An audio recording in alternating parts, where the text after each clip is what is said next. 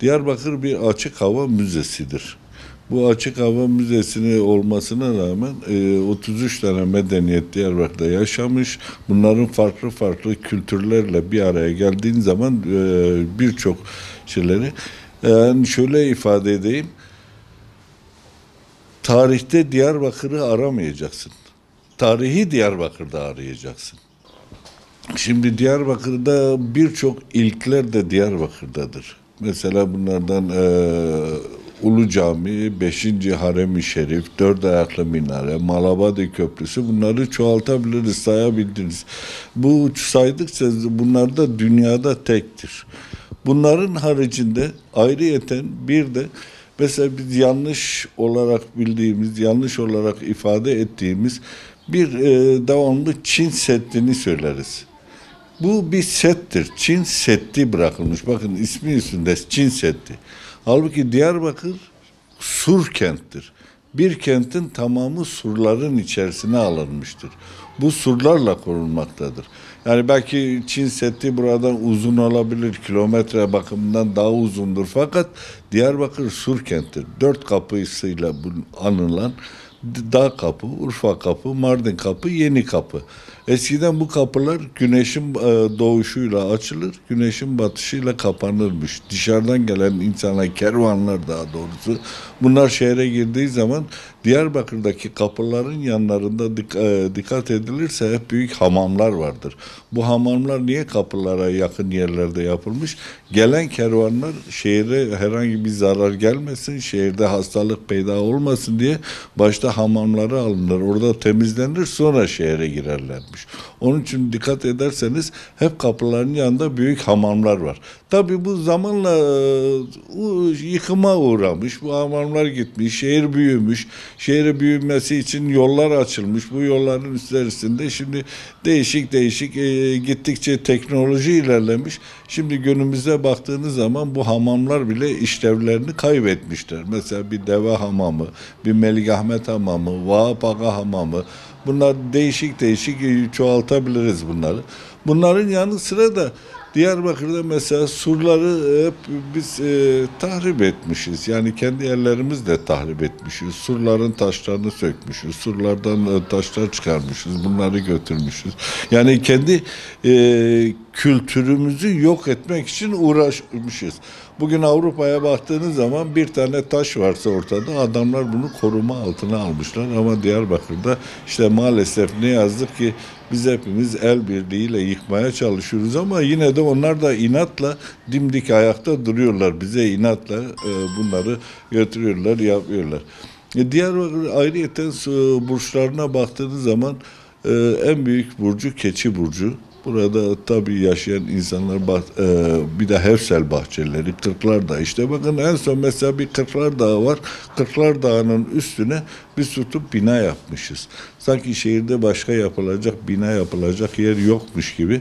Ki bu şarkılara, türkülere mal olmuş birçok şeylerde bulunmuş Kırklar Dağı ve Hevsel bahçeleri, Keçi Burcu bunlar bir bütündür. Bu şehrin bütünlüğünü sağlıyor.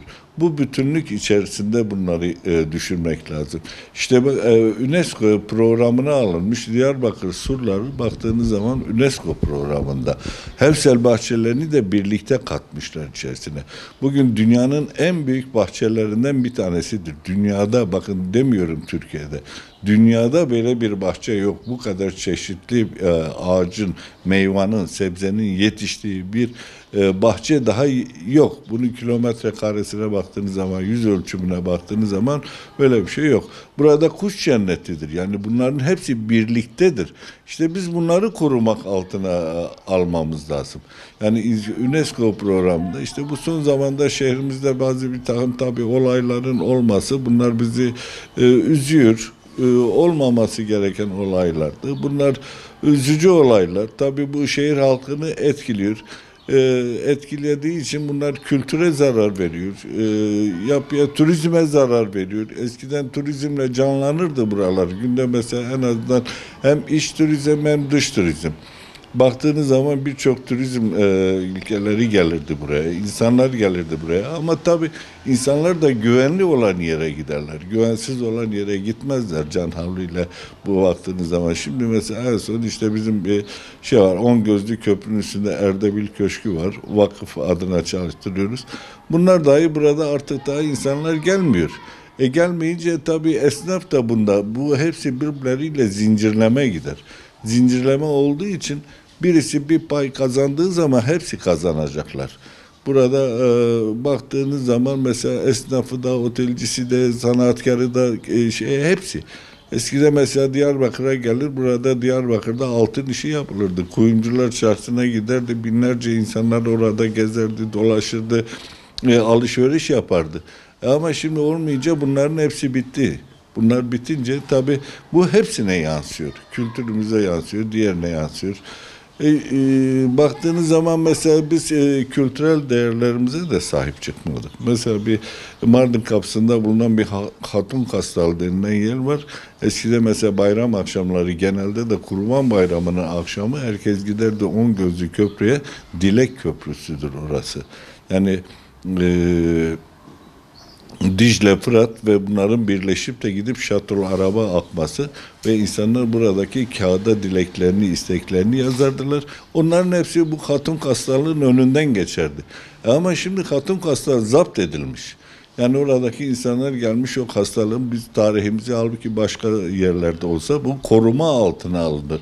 Bunların taşlarını söküp götürüyorlar. Biz en son mesela bir vali diye uğradık ve valilikte bu taşların sökülmemesi için vali bey talimat verdi ve gittiler bu taşlarını oradaki söken vatandaş getirdi. Mardin Kapı karakolu vardı. Karakol surun içindeydi. Yine bunları mesela daha önceki geçmişte olan hükümet işte valilikle görüşüldü.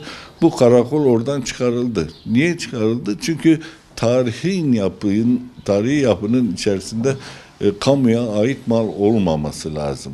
Yani bunların oradan çıkarılması lazım. Bu kültürel değerlerimizi tahrip ettikçe kendimizden gidiyor. Yani bunu turizme baktığınız zaman bugün Avrupalı bunları mesela diyelim ki dünyadaki işte anlatılan bazı ilklerin Diyarbakır'da oluşu bunların bu olaylardan dolayı kimsenin gelme işine bağlıyor. Mesela eskiden oteller, şunlar bunlar full giderdi. Şimdi artık daha gittikçe sayı düştü. Turizm bakıyorsunuz ki insanlar düştü. Artık kimse gelmemeye başladı. Tabii bunun en büyük şeyi güvenlik açısıdır. Bu güvenlikte işte eskiden şehir içerisindeki olan esnaf şu anda biraz daha mağdur durumda. Şehirde şu anda gelip de güvenlik açısından gezemediği yerler varsa onların yavaş yavaş açılması lazım. Bir saray kapısı mesela Hazreti Süleyman Camii, oradaki bulunan yerleri görmesi lazım. Bir arada birlikte yaşamışlar. Ama hiçbir şeyde bir sorun da çıkmamış. Ermenisi de yaşamış, Keldanisi de yaşamış, Hristiyanı da yaşamış, Musevisi de yaşamış. Bunlar hiçbir birlikte güzel geçmiş zaman. Ama bu son zamanda tabii değişti bunlar. Değişince de bu şehrin görüntüsüne yansıdı, şehrin tarihine yansıdı, şehrin kültürüne yansıdı. Yoksa farklı şeyler olsa eskiden olduğu gibi insanlar birbirlerine yardımcı olurlar. Yabancı birisine bakarsın, der ki ben Diyarbakır'a geldiği zaman aman Diyarbakır'a geldim ama giderken de aman gitmeyeyim diye ağlayarak gider. İşte bu neyi gösterir? İnsanların ne kadar insana düşkün olduklarını, candan olduklarını. Bunları gösterir. Diyarbakır farklıdır. Yani diğerlerine nazaran Diyarbakır çok farklıdır. Surların yani tamamını değil, bir kısmını yıkımını kurtaran adam diye adlandırıyoruz. Bunun için işte yazmış olduğu kitabın bunun Fransızcadan Türkçe'ye tercümesini yaptırdık. Şarkı Türkiye'de arkeolojik geziler diye. Bu tabii tercümesi bayağı uzun sürüyor. Zahmetli bir iş. Vakıf olarak bunu yaptık. Burada birçok çalışma yapılmış. Bu bitmişti. Bu iki kitabın da bu da aynı şekilde çevresi yapıldı. Bitti. Bunlar şu anda işte halkımızın hizmetine sunulmuştur. Ve çok değerli iki tane kitaptır bunlar. Bunlar şimdi şu ana kadar mesela Fransızca yazılmış. tercümesi yapılmadığı için insanlar hep Amida derdiler ama içerisinde içeriğini bilemezdiler. Şu anda bunlar Türkçe'ye çevrildi, piyasada var. Biz vakıf olarak mesela Diyarbakır Tanıtma Kültür Vakfı Yardımlaşma Diyarbakır'ın sadece Diyarbakır'da değil 9 tane şubesi var. Şube yani merkez Ankara olma kaydıyla Diyarbakır, Antalya, Adana, Mersin, İstanbul, Ankara merkez dedik. Buralarda işte şubeler vardır. Buradaki Diyarbakırların bir arada tutmak, bir arada yaşantılarını sağlamak, sosyal gecelerde bulunmak, yani sosyal etkinliklerle insanları birbirleriyle kaynaştırmak, bağdaştırmak adına yapılıyor.